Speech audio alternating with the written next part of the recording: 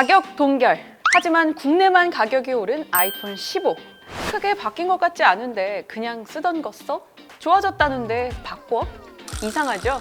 아이폰 15를 구입하는데 미국은 가격이 작년과 동일하지만 국내는 가격이 오른 상대적 가격 상승에도 불구하고 가격을 고려치 않고 아이폰 15를 구매할까 말까 고려하는 현상. 왜 그런지 아세요? 지금부터 알려드릴게요. 이번에 애플에서 아이폰 15의 가격을 동결한 데 비해 가장 높았을 당시의 환율을 적용해서 한국 출시가는 더 높아졌습니다. 그렇다면 구매 예정자들은 아이폰 15 가격이 올랐으니 저렴한 휴대폰으로 바꿔야겠다 생각하나요? 보통은 아니죠. 가격은 차순이고 다른 이유로 구입할지 말지를 결정합니다. 저 같은 경우는 디자인, 카메라, 혹은 색상이나 전년 대비 스펙? 여기서 잠시 아이폰 15 이야기는 미뤄두고 한 가지 짚고 넘어가야 할 경제 상식이 있습니다. 바로 가격의 탄력성이라는 건데요. 여기서 우리 고등학생 때 배웠던 경제 수업 시간으로 돌아가 볼까요? 탄력성이란 가격의 상대적 변화에 대한 수량의 상대적 변화를 말합니다. 즉, 한 변수가 다른 변수에 의해 변동되는 정도를 의미하는데요.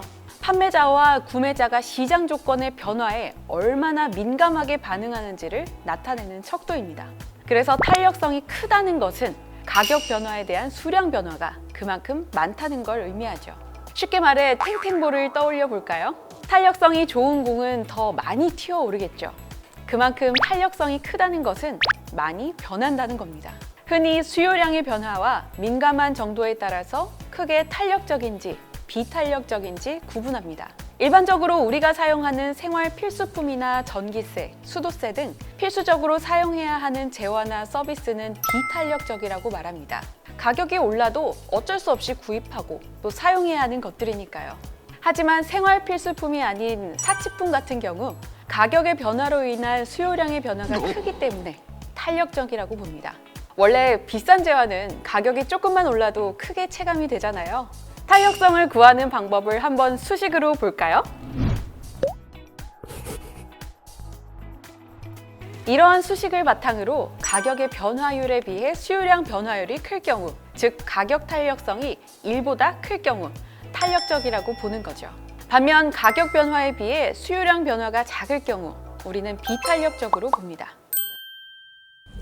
이처럼 사람들의 경제적인 행동과 가격 탄력성 수식을 봤을 때 생활 필수품은 비탄력제이며 사치품은 탄력제임을 알 수 있겠죠. 하지만 이런 특징도 환경에 따라 변화할 수 있는데요. 바로 어떤 재화나 서비스의 대체재가 많아지면 탄력성은 커지게 됩니다.